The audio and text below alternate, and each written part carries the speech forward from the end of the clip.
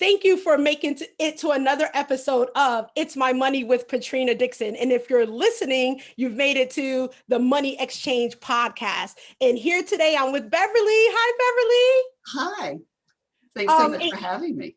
Absolutely. And before we jump in, I want to make sure I tell you all of our information will be down in the show notes. So make sure you go and check that out. And if you haven't already, make sure you hit that subscribe, those red letters that say subscribe, make sure you do that so you'll be notified for every episode that comes forth. So with that, Miss Beverly, we're going to try to hit 3 topics: credit, debt as it pertains to credit, and then credit scores. So the first thing I want to tell them is, what is credit? All right, that is a great question.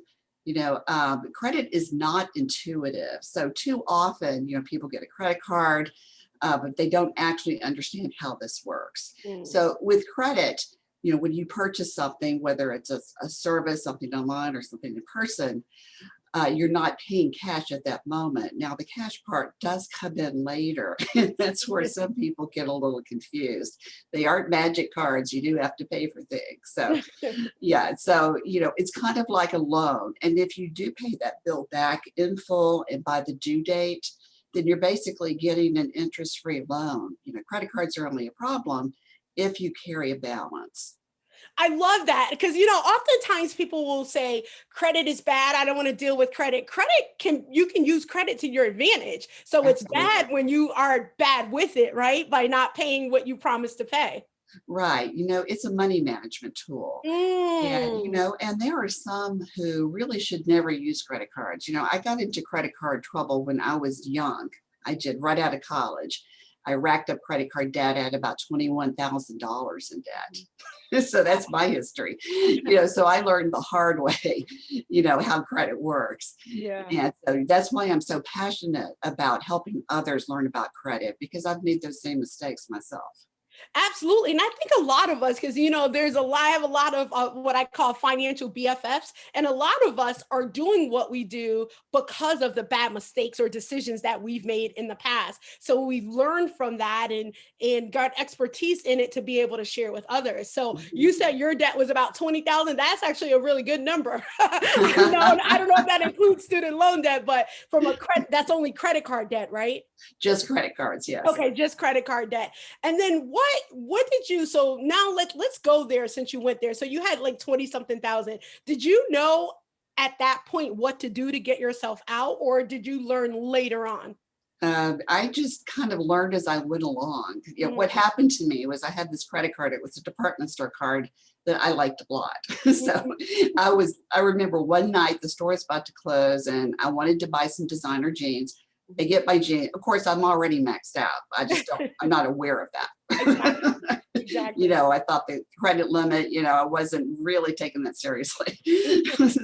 So I go up and to pay for them, and the cashier says, "I'm sorry, ma'am, but your card has been denied." I mean, I was just so devastated. Wait, were you alone, or did you have girlfriends with you? I was alone, thank goodness. Okay. So it was still pretty humiliating though. Yes. So the very next day, I started looking at all my bills, and I started studying personal finance, credit in particular, and set myself up a budget.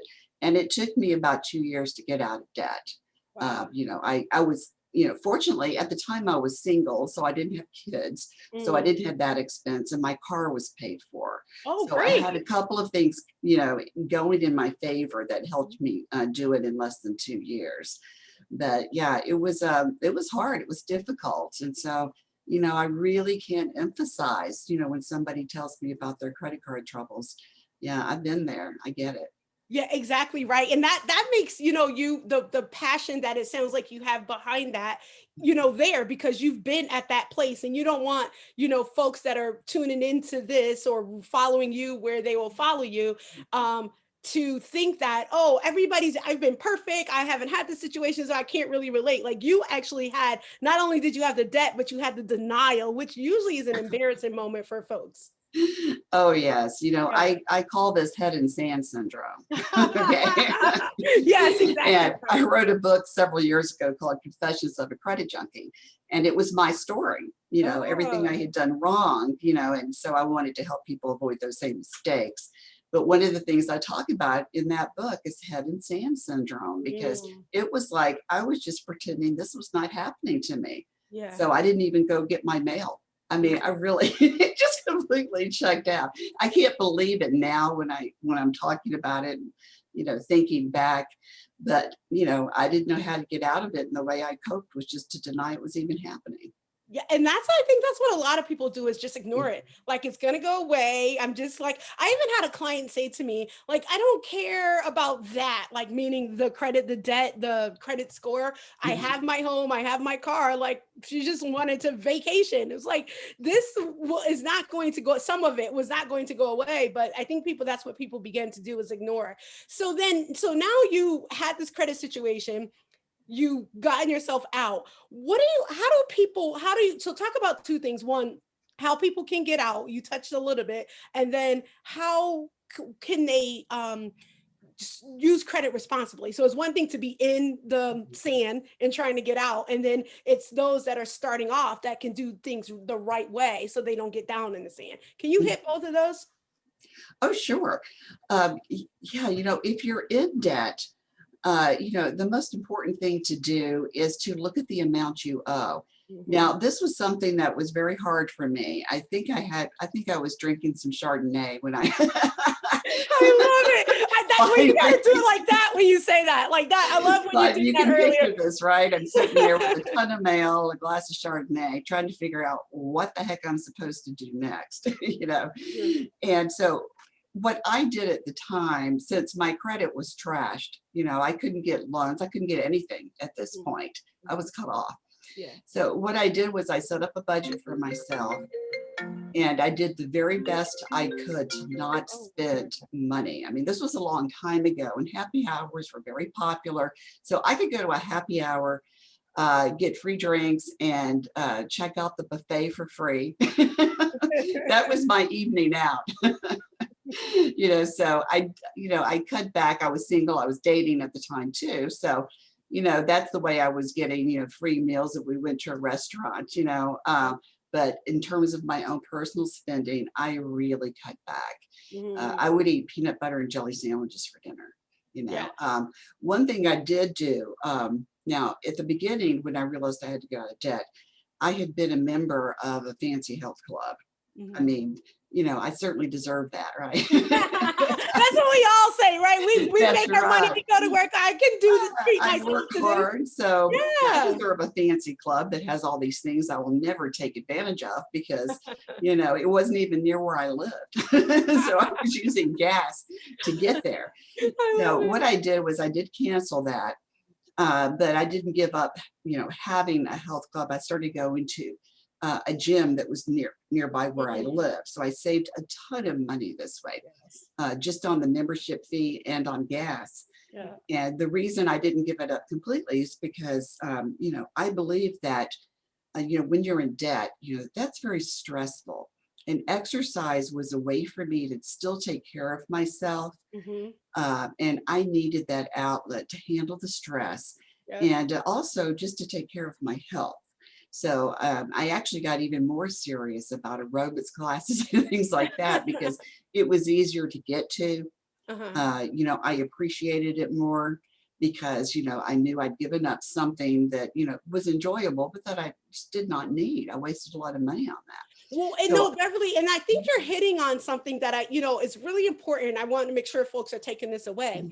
Because oftentimes people think when you begin to manage your money or budget and work your way out of debt, that you have to restrict yourself from things that you like. And what mhm, I hear you saying is, I reduced my spending and I continued what I wanted to do of the health club, was mhm, make sure that I stay fit, make sure that I get my workout in. So I found a less expensive way to make that happen. So you didn't get rid of it, you did it at a lower rate, and mhm. then I'm sure you use the rest of that money to pay off your debt. Oh, I did. I did, Yeah, absolutely. and I call this downsizing an expense.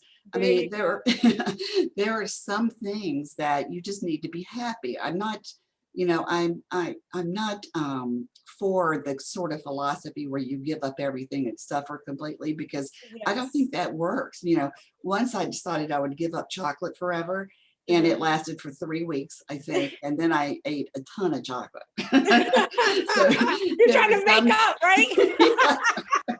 yeah, that's right. So preventing yourself from having some simple things in life that you enjoy, that rarely works, because we all do need to. And I think of this as a part of self-care even. We all need to get a little bit of things, that we enjoy in life, just so we That's still right. feel a little bit special. That's I don't think right. there's anything wrong with that. I Yeah. also continue to buy coffee. I love coffee. It's part of something I really enjoy, but I never go overboard. I never went overboard with it. So maybe Mhm. once or twice a week, I'd still get a latte, something Yeah. like that. But that kept me on my program. Yes. So, I really, really cut back. And I had a lot of visual reminders. Mm. I had like a bulletin board where I put pictures of places where I might go on vacation when I'm out of debt, Mm. Yes. I love things like that. that, because, I felt that, and now today, this was, Pinterest didn't exist then, but today, I'll have Pinterest boards that show things I want to go, places I want to visit, something like Okay. that.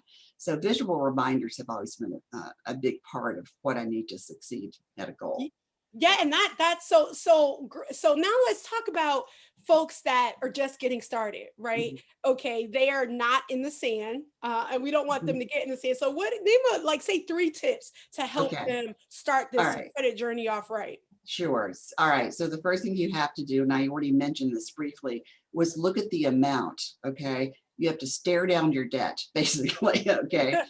Face it, and that takes the power away from that. Once I finally faced my debt, I was able to come up with a plan of action.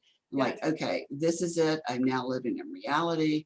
I've got to handle this. It's my responsibility, and I'm going to do it, and I can do it. So yes. at that point, once you admit your debt, stare it down, you take the power back, then you can come up with, what your strategy is going to be.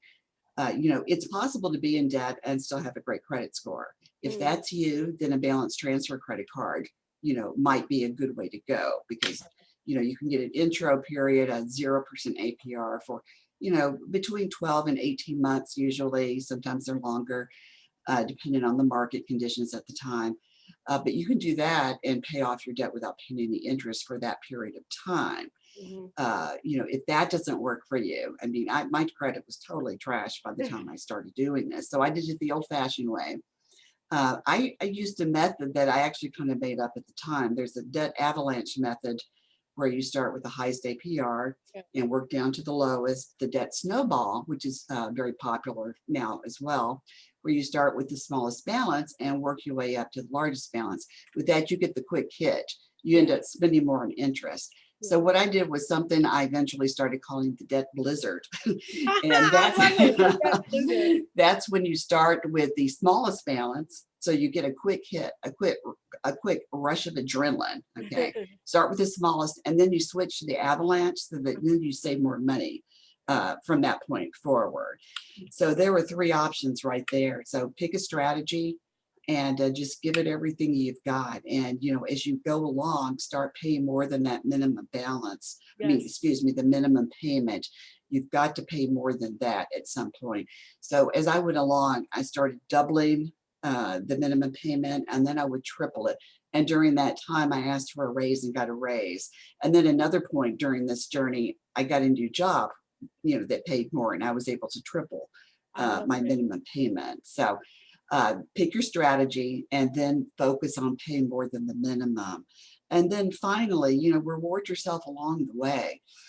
Not with anything big. This doesn't mean go to the beach for a weekend, Unfortunately, no. But maybe get a manicure, Yeah. or a foot massage or something, when you hit goals. So give yourself, quarterly goals throughout the year. And as you hit that goal, that interim goal, you can, treat yourself a little bit, not overboard, but just a little bit. We'll pat on the back to give you some incentive to keep going. I love it. So you said APR a few times. So annual percentage rate. So That's can you right. just, for those that are not educated on that, can you just educate them on that? Yes, that's basically your interest rate, Yeah. and the APR just includes the costs of uh, carrying your balance. Anything that involves paying interest, it's going to be included into the APR. So Okay. basically, just to keep it simple, it's your interest rate. Yep. And before we go into the next topic, it's stare it down, stare that debt down, look at it and like it's not like you're going away, I'm getting rid of you. Then have a strategy, and that strategy may be Snowball, maybe Avalanche, and it may be the Blizzard, whichever works best for you. That's And then I right. love how you said reward yourself. Like do something for yourself. Maybe it's a latte or a flavored one. Maybe it is I can't think of what this thing is called around the corner that I get. It's not frozen yogurt, it's something else. But anyway, whatever it is that you don't get often that you would enjoy and it feels like a reward, go and do that for yourself. Mhm. And I think that those tips that you gave is great as it pertains to using credit responsibly. Now, before we get into credit scores, because people are going to want to know, okay, what's a good credit score? How can I increase my credit score? Tell them, Beverly, tell them a little bit about yourself. Okay, my credit score is 838. I just checked it yesterday, wait, and that's considered an excellent credit score. Now, if we're talking about FICO, there are so many wait. credit Before scores. you go there, Beverly, tell them about Beverly. Like, Oh, why should they listen to Beverly? Like, who's Beverly? Like, why? I'd like okay, for all you to right, give them like let's do who this. you are. There you go, girlfriend. There you go. Who is Miss Beverly? Tell them who you are. All right, I am the credit card expert and consumer finance analyst for U.S. News and World Report. I've written 5 personal finance books. The last one I wrote was called The Debt Escape Plan, and I do talk about the blizzard in that book. So I do interviews for U.S. News and World Report. I write a weekly column on the website as well. So credit is my thing. I've been doing this for decades. And I mentioned earlier, how I have been in trouble myself. So that's why I am so passionate about helping people stay out of trouble with credit. And if you are in trouble, I empathize with that and I want to help you get out of it. So that's what makes me tick. I love it. And she has that debt escape plan right behind her. So you can see what Oh, that I book do. looks like. So now you know Beverly is the woman as it pertains to credit. So you want to make sure you check her out. Her information is going to be down below in the comment section and the show notes for those of you that are listening on the audio podcast. So now, Miss 838 credit score, tell us how we get there. So what are the credit ranges? You may not have to be specific, but like where should folks be? Where do they need to be when they're trying to access like a acquire like say like a home? What's a good score to have in order for them to get a decent interest rate? Sure. Okay. The FICO score ranges from 300 to 850. Okay. 850 is a perfect score, but you don't need a perfect score. Like I mentioned, I got 838, but you know what? I would get the exact same rates I could get right now if I only had a 760. So this is very important. Like I don't care if I ever get to 850. It's really not my goal. I don't need that. Okay. I enjoy having it over 800 Yeah. just so I can talk about it. That's a nice place to reside. It is, it is. Yeah. But as long as you have a score 760 and above, you're going to get the best rate. So let's say you're thinking about getting a mortgage. You're going to get the top rates if you have a 760. Okay. And as you drop below 760, especially as you drop below 700, around 660, when you drop below 660, it's considered subprime. So that's the territory you do not want to get into. Okay. And so if you're someone that's working on your score, let's say you've got around a 680 or a 700, and you want to move up in that. Okay. One of the most important things to do is to pay all of your bills on time, every single bill, not just your credit card bills, pay them all on time. Payment history is 35% of your FICO score. So that's a huge chunk that you can, that's in your power, to pay your bills on time. Okay. Yes. Set up reminders if you have to, set up automatic payments, if you want to. Just be sure you've always got enough money in your account to Yes. cover that automatic payment. Otherwise, that's going to lead to a big problem for you. Yeah. But just be sure you pay all your bills on time. The second biggest factor is available credit. All right. So this is the amount of, this is your utilization ratio, your credit utilization ratio. So that's the amount of credit you've used compared to the amount you have available. All right. So just a real quick example. Let's say your credit limit is $1,000. And let's say you've got a $300 balance. So your ratio is 30%. Now, you don't ever want it to be over 30%, or it could lower your credit score. Now, but here's an insider tip. Okay, if you keep it below 10%, that's going to help you maximize this part of the FICO score. Okay, so if you've got $1,000 credit limit, keep it under $100, which I know might be hard, but if you're trying to boost your score, just do it while you're trying to boost your score. Maybe you're trying to qualify for one of the top mortgage rates. So keep that in mind, payment history and your utilization ratio, try to keep it. And I have low ratios, but I also have the advantage of having lived a long time at this point. So I have a long credit history. And that's important too, right? It is. Yep. I mean, but you can still have a great score without that. But because I've been around for a while and had credit for so long, I've got high credit limits. Okay, so that means that, my 10% is not all that low. Okay, but I had to work to get to that point, and you can get there too. It's just, pay attention to that utilization ratio. And the other parts of the score, there's credit mix, credit history, as we just mentioned. And new credit. And this is something I want to touch on quickly because it's called a hard inquiry when you apply for like a credit card or, any type of loan or mortgage. And if you have too many of those on your credit report, a hard inquiry will show up in your credit report. That's going to look like you've got, it's going to look like you're desperate for credit. And, credit card issuers like to pretend they're psychologists. If they see something like that, they might think, uh-oh, this person's applying for a lot of credit. I don't know about this. I don't know about him or her.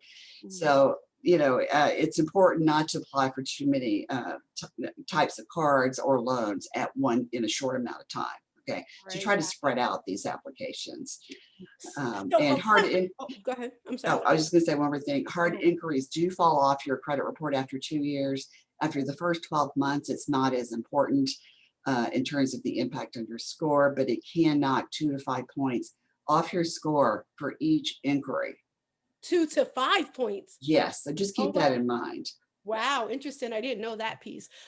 So the question that I get sometimes is, what's the difference between FICO and Vantage credit score, and why aren't they ever the same? And what was the second credit score, Vantage score that you mentioned? Vantage. Yes. There are some differences in that with a FICO score, even though they use some of the same factors, in coming up with the scores and similar algorithms, the FICO score, it's more difficult to develop a great score in a hurry. Okay, you're going to need to be using credit for about 6 months to develop any type of FICO score. But Vantage score, after only 2 months, you probably can start seeing a credit score from that. So it leans more heavily towards people who maybe don't have as long a credit history. It does weigh similar factors. But the other thing that people don't talk about a whole lot is that there's also an AI factor, artificial intelligence. So this is also part of your score. All right. The amount of income you have isn't considered by either score. They try not to look at your personal details. Okay. But, they do look at things like, do you pay your bills on time? We just talked about that. Vantage score might weigh it a little bit differently than FICO. but they're both going to look at your credit report. Okay. So if you've got any negative items, like say you've had a late payment and it got reported to the bureaus, or you've got an account in collections, that's something that's going to stay on your credit report for a long time. So the scores do have differences in, how they grade things, how they weigh things a little bit differently. Yeah, but both scores will get information from your credit report. And so it's hard for me to say, okay, if you have a late payment, you're going to lose 100 points off your score, because it depends on what else is in your credit report. Yeah. So there's a little AI component that kind of, is taken under consideration in terms of how much you're going to lose off of your score. I know it sounds like I'm talking science fiction, but but that's actually, a part of it. So if anybody says they can predict exactly how many points you'll lose, they really cannot. Okay. We could say, if you've got a great score, let's say you've got a 800 score, and something like a late payment happens, you're going to lose more than somebody who has a lower score, because you've got further to fall. Okay. So that's something to keep in mind. But you really have so many credit scores. There are different versions of Vantage scores. There are different versions of FICO scores. There's FICO score 8, which is used very often by credit card issuers. But there's FICO score 9. There are a lot of different versions. So your credit score is going to depend on what credit bureau they pull the information from and what credit score they request when they want to get your credit score. So a lot of things, come into play with that question. It's a great question. Yeah. And then, so the other question too is, so I think you mentioned that, maybe you didn't mention this. So 7 years is normally how long, I'll call it, bad stuff stays on your credit report. Are there items that fall off sooner? I know you said the hard inquiry falls off after 2 years, but have less weight after 12 months. Well, and then you mentioned collections. Any comment on how long collections stay and what folks need to do if they found themselves in a situation like that? Yeah, that's a tough situation. It really is. And it will stay on your credit report for 7 years. Now, there are a lot of laws that come into play with your balance and when you start paying it off. And if you've negotiated with debt collectors, you have to be very careful. Before you start negotiating with any type of debt collector, I suggest, doing some research. The Federal Trade Commission has a great consumer information page where you can get all kinds of information about what debt collectors can and cannot do. And some of these laws also vary by state. So if you're in this situation, do some research. If it's a lot of money and you feel like you're drowning, you might even want to seek some legal counsel to decide how to go forward. I also recommend, if you feel like you're drowning, get on nfcc.org, National Foundation for Credit Counseling. I've referred a lot of my readers to that organization. And in some cases, they've been able to get, free phone calls with a credit counselor, at least the first call, and to get an idea of what direction they need to move into. So look at all of your options and try not to freak out. I know it's hard. It's very stressful when you're getting calls from debt collectors. And my approach to that was to not answer the phone, and that is not the right way to go. Well, and the other thing that I'm finding lately is folks, like you said, some of us been around for a long period of time, and it took us some time, right, to get into the bad situations or form the bad habits. And oftentimes people want their credit score. So if they have a 5 something, they want it at the, what did you say, 760 or 838, like that. 760. Like, they like that the duration for that to go from like literally one point of the spectrum to the other is not like a month or 2 months turnaround time. Can you talk a little Yeah. bit about that? Like, do you see that? Do you get questions like that? Like, how can I get it to 760 if that's the, magic number, and they're sitting at like a 590? Like, Mhm. that's going to be a little bit. It's possible, but it's going to be a little bit.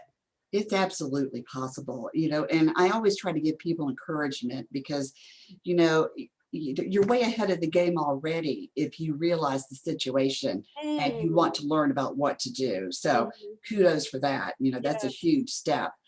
But yes, it doesn't happen overnight. Let's say you've got a 500 something score, and this is because maybe something happened. You've got a collections account.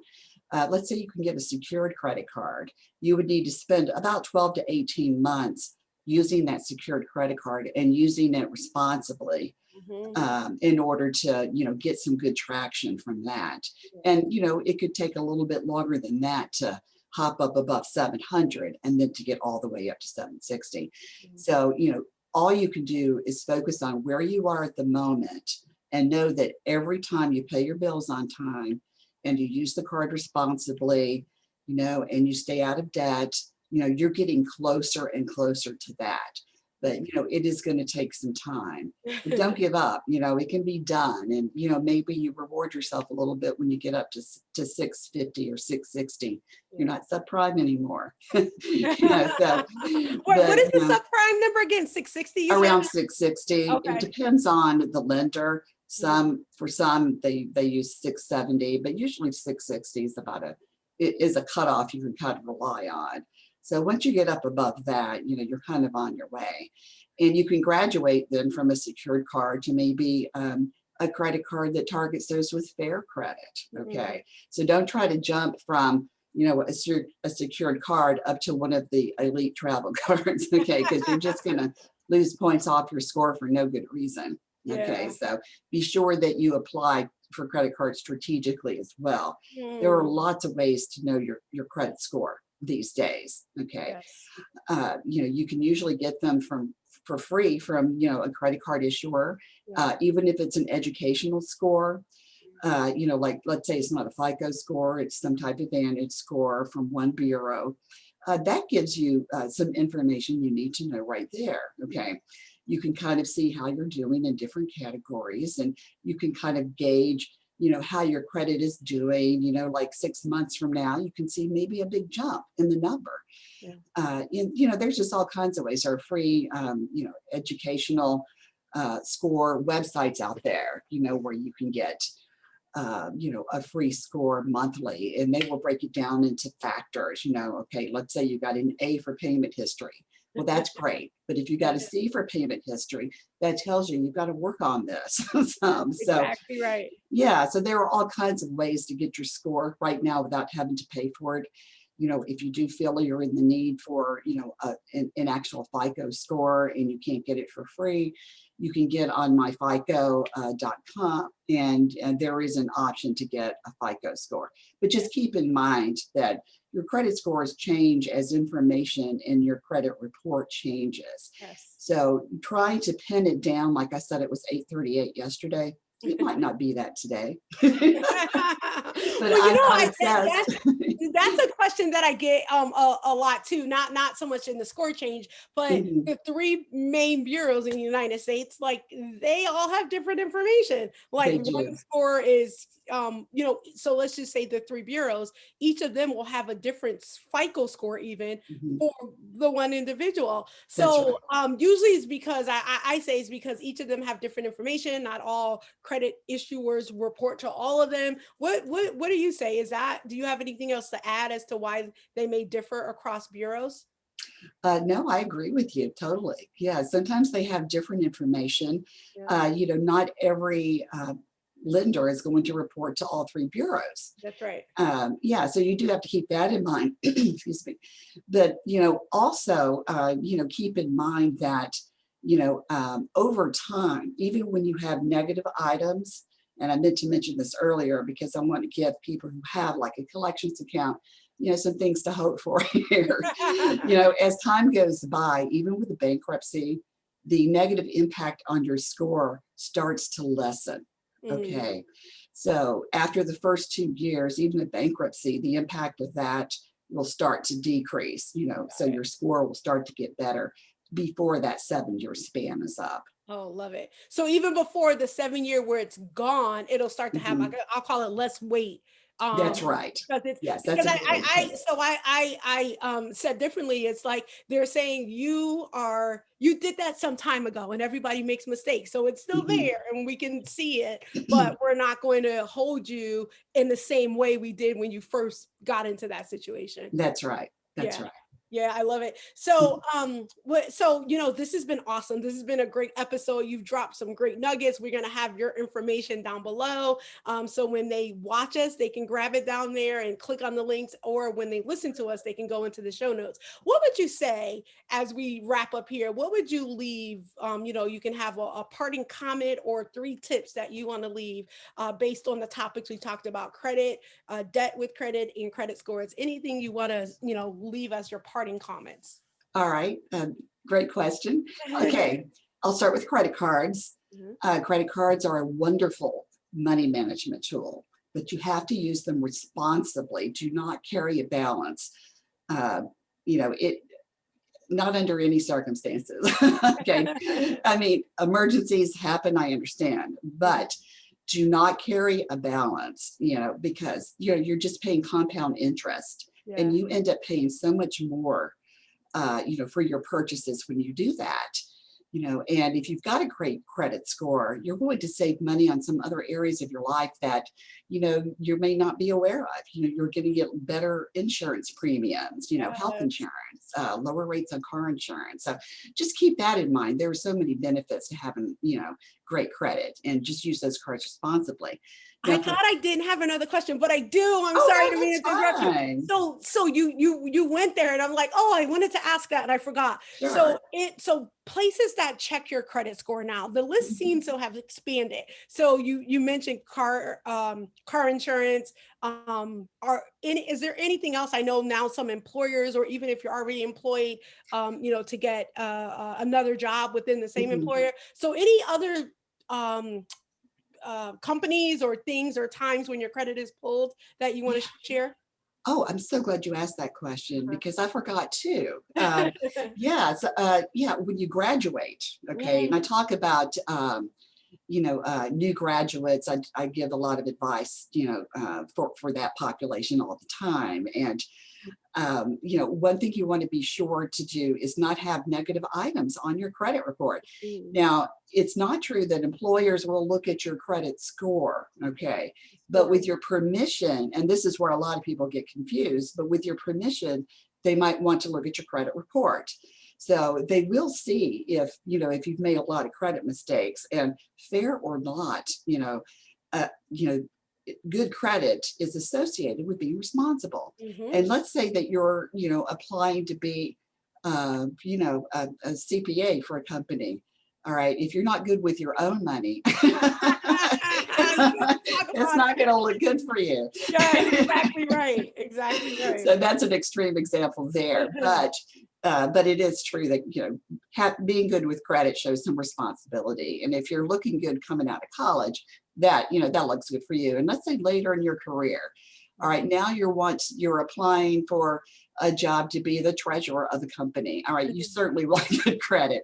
Yeah. Some jobs that involve security, Mm, uh, you know, will require great credit. But it just makes you look good for any job you're going to get. So that's a very important point to make. So thanks for bringing that up. yes. All right. And I know you were on your route talking about other points you wanted to leave with. Oh, So that's go ahead okay. and All finish. right, we'll go there now. Yeah. I I love that so have to flip my hair every time I'm going to say something I important. love that. All right, credit card debt. All Mm, right, one of the most important things is to stare down your debt, take mm, ownership of it. Say, yeah, I did this, even if it was something that was a little out of your control. Let's say you got divorced or something, and money has been really tight, and you got into a little trouble. You're still responsible for paying that off. mhm. So just, stare it down, take ownership, and get started on a strategy. And I promise you, the day that you start working on paying down your debt is going to be one of the happiest days of your life. You're going to feel just a rush of adrenaline because you're taking Yes. control of your life again. Yes. So keep that in mind, and that will help pull you through. And on credit scores, I would say one of the most important thing is, and this may sound funny coming from me, but don't obsess over it. All right. Keep track of it. Okay. Like every month or every couple of months, kind of gauge how you're doing. Okay. To be sure you're going in the right direction. All right. But your goal should be getting to 760. Okay. But trying to pin down your score and saying, like I said, I may not be 838 today, but that's okay. I'm good with that. Yes. Yeah, as long as it doesn't drop down below 760. That's right. That's right. But also you want to keep track of it, because if suddenly your score drops, something is wrong, and you could be a victim of fraud. You want to check out your credit report. Yes. So this is why it's good to just keep track of these things. But once you get to 760, you're going to qualify for so many great things in your life and save so much money. Yes, yes, I love it. Thank you so much. So if they wanted to reach you, I know they're going to see it in the show notes, but just tell them here where they can find you so they can get the wonderful information that you put out on a regular basis. All right. Go to usnews.com and click on the money channel, and you will find me in credit cards. Yay, that's Miss Beverly. My pleasure. I love how she does that. It's so wonderful. So thanks again, Beverly. Thank you for being here with me. I think you've dropped some great gems on credit debt as it pertains to credit and credit scores. I love the tips that you gave. Stare that debt down like this, stare it down, and try a combination of things. So maybe it's the Snowball to give you that quick, feeling like you've accomplished something, and then you move to the Avalanche that's now Beverly have named the Blizzard. And then also I'm just trying to see and make sure you reward yourself as well. So you put in a lot of work. And it is work. We're telling you it is work, but it's doable. We are both examples of it can happen. So please know that it's possible. Take in everything that she has shared with you today. She also mentioned fcc.org. We'll put that in the show notes as well. So there's a lot of resources that can help you, and it costs nothing to go and read everything that she puts out. Again, a lot of wonderful information that she puts out. That's why I wanted to have her on the show. So thank you again for being here, Beverly. Oh, thank you so much. This was such a fun podcast. I really enjoyed talking to you. Oh, me too. So thank you for listening to another episode, being here with the It's My Money lady, Patrina Dixon. Remember, you want to make sure to drop down to see one who's sponsored, because my sponsors are very important, but also we'll have wonderful resources. And we talked a lot about managing your money responsibly and using credit responsibly. So I'm going to drop my money management guide down there so that you can take a look at that go and grab that as well. So make sure that you review the information that's down there. I appreciate you. Thank you for being here. Thank you so much for having me. You're welcome. Let's see.